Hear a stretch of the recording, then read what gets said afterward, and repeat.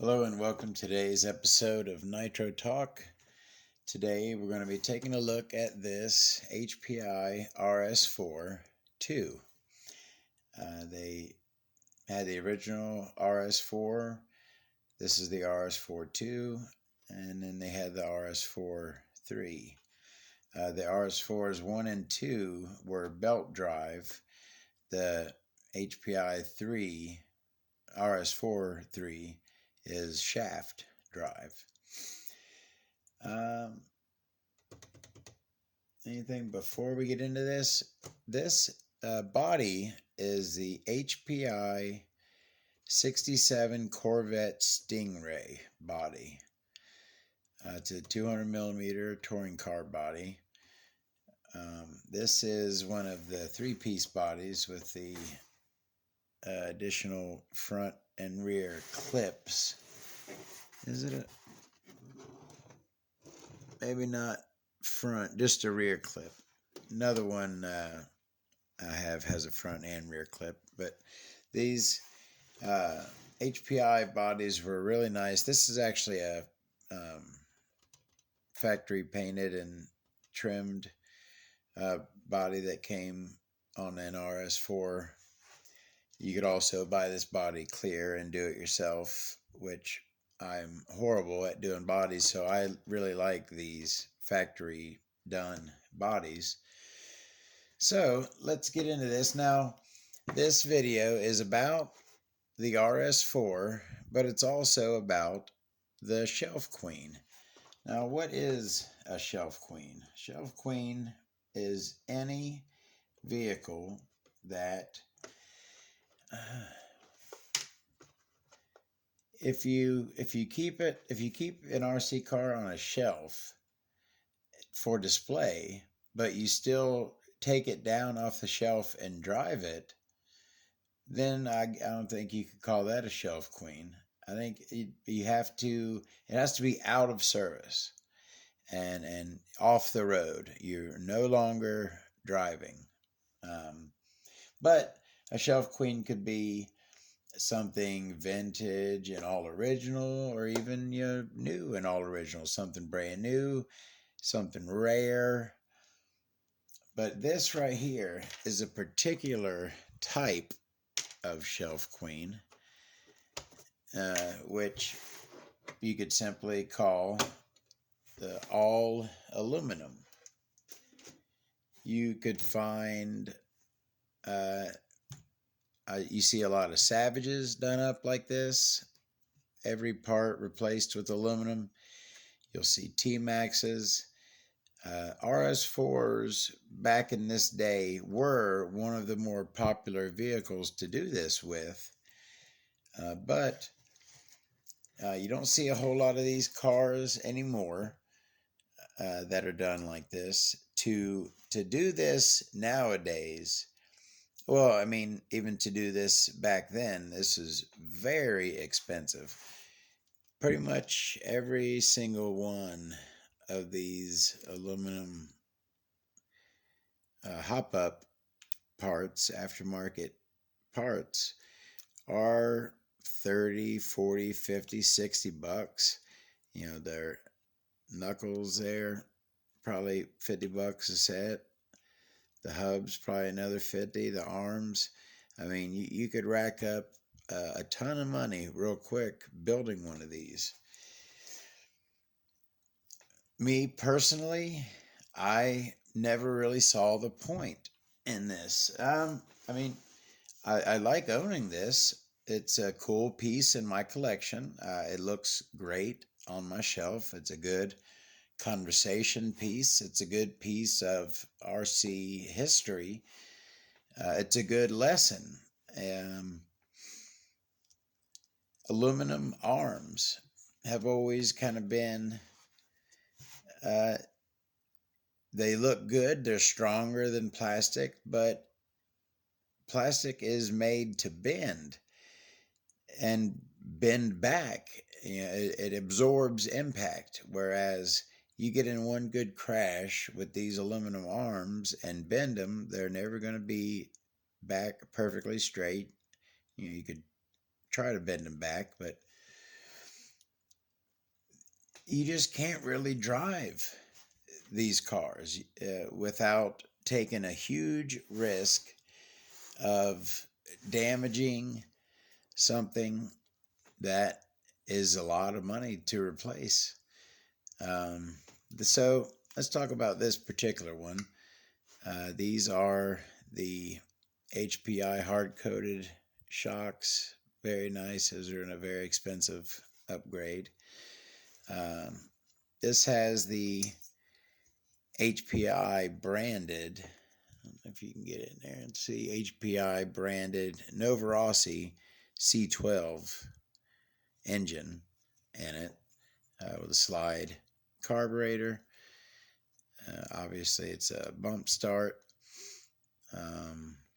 I've always liked this pipe. I've used this pipe on a few touring cars back in the day.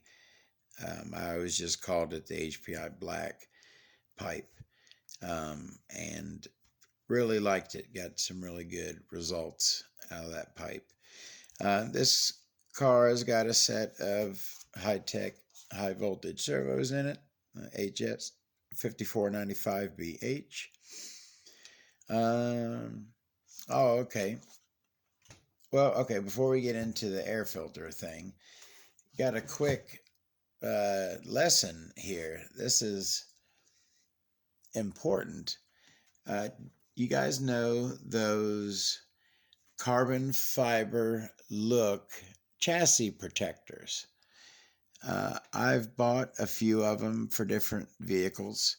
I had bought one for this car because the person who built it, either maybe this was done before all the aluminum was put on it, but it does have just a little bit of road rash on the bottom of the chassis. And on a car like this, which is, from up top, not a scratch in sight, perfection, you want the same on the bottom. So I had bought one of those carbon fiber look chassis protectors so that the bottom would look as good as the top, right? But I've had this car probably 4 or 5 years at least, and I've always got 20, 30 projects going. So I had bought the chassis protector for this, but it had kind of got put up and not put on here for a few years. And what happened was, I didn't know this was a thing. This friggin' thing shrank. If you look, now this is the right one. At first I thought, what the heck is this, a super nitro? Because it just won't line up anymore. You see, I'll line this screw hole up with that hole, right? Let me get to where you can see it. So line up screw hole and screw and screw hole. All right, so those are even with each other. All right, and I'm holding this in place. So now let's go up here. Boom, that hole's way the heck up there. This thing, now the paper hasn't shrank. The paper is the proper size. Paper lines up perfectly. And if you look on here, I don't know if you can see it, but I can see it, where it used to fill up this whole paper. That freaking thing shrank on that paper over, it's been a couple of years I've had it sitting. I believe I had it actually in between in a magazine to keep it flat. But anyways, if you buy one of these chassis protectors, do not let it sit for a year or two. They will shrink. That's a good lesson for you. All right.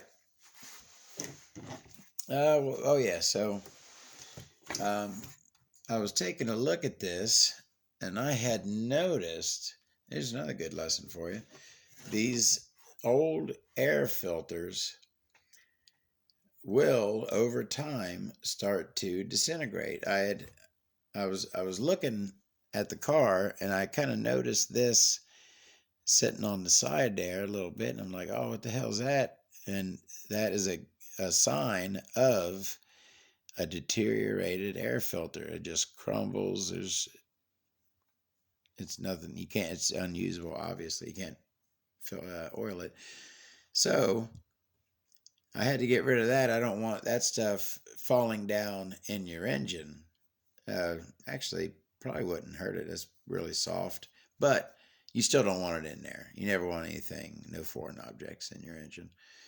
So I took this off, and when I did, I immediately stuffed a little wad of paper towel in there because I don't like to take any chances of anything falling in the carb. Yeah, I know it's what, 1,000,001 shot of something just going to fall in there. I don't take those chances. So I covered that up. But let's talk about, do I got anything? But before I do the air filter, let's wrap it up with the car. Shelf Queen, aluminum, you know, someone spent a ton of money. These don't, you never get back what you spend on these. To build something like this, you're going to spend $1,200-1,500 at least. And these seldom sell for more than $400 or $500 when they're done up like this. So anyways, that's the HPI RS4 2 all aluminum Shelf Queen version edition. So let's talk filters real quick.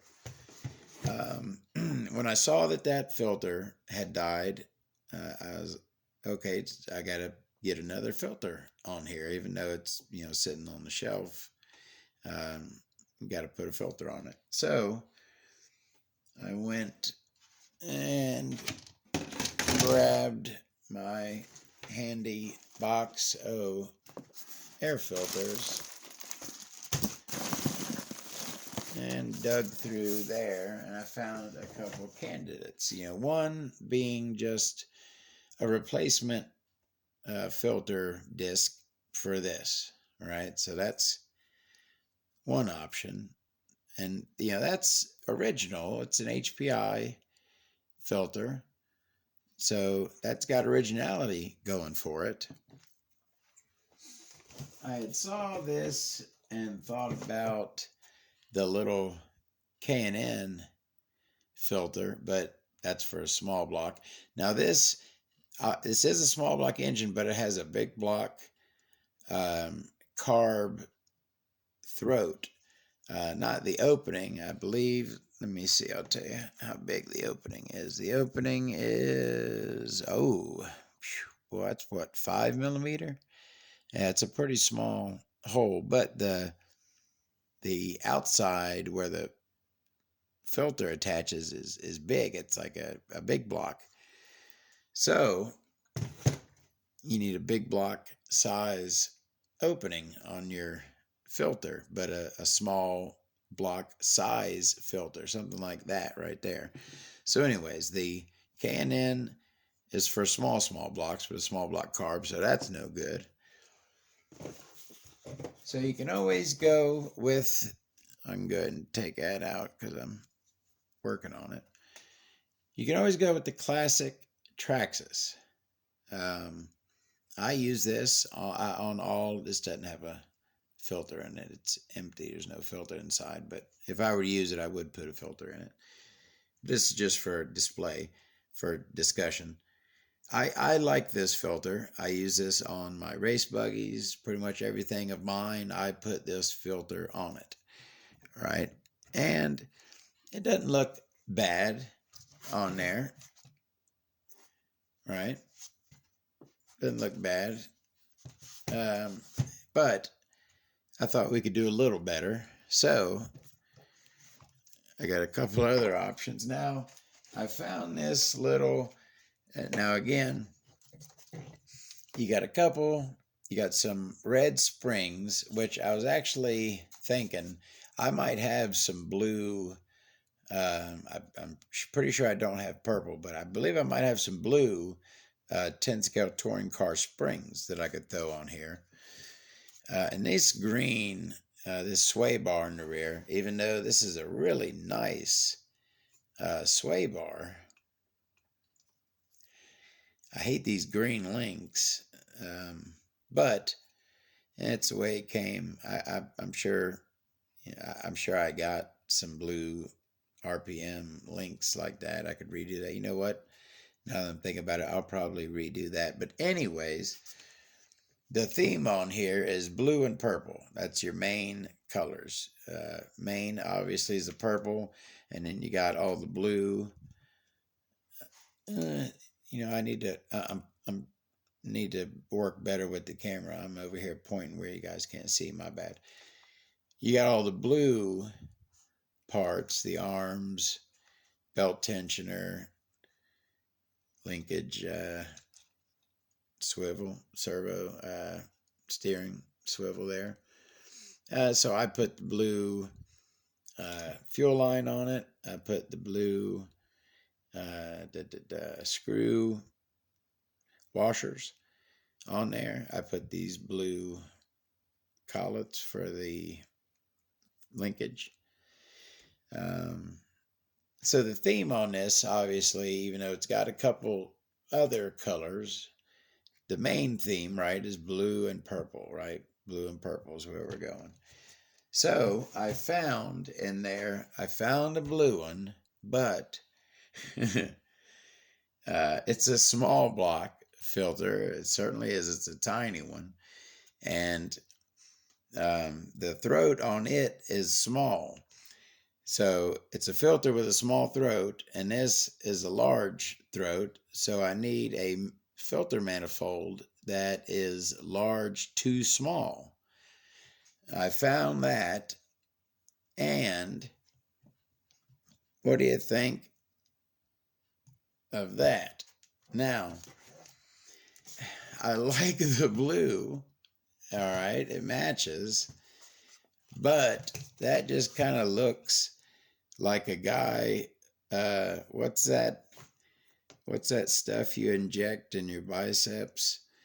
Oh man, not Ambisol, that's stuff you put on your teeth. Anyways, it looks like someone puffed up their bicep on there and got a little tiny wrist. It just looks weird, and the filter, I mean, it would work fine, but it looks kind of small. Anyways, what do you think about that one on there? And then the last option, I don't know if that's better or worse than that one, is boom, the 8th scale purple. Turn that around. The 8th scale purple aluminum, right, with the cuts on it, looking all kinds of good, right? But pretty big for the car.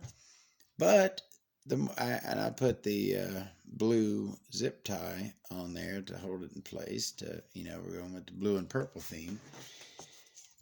I thought that, man, that big purple one's just going to look weird on there. But now that I'm looking at it, I kind of like it on there. Especially with the purple. Now, of course, it's got to be perfectly level, right? If it's tilted down, that looks ridiculous. It's got to be perfectly level, and then it looks good and right. Right? You agree? And yes, I put the purple washer on the end of the screw on the purple filter. You got to go the extra step, people. We're showing love. That's love, is what that is. You're welcome. Look at those universals. Those universals are CVDs. You know what? I'm not ashamed to admit, I always get those mixed up, universals and CVDs. I don't know which is which. I'm sure I could look it up easily and find out.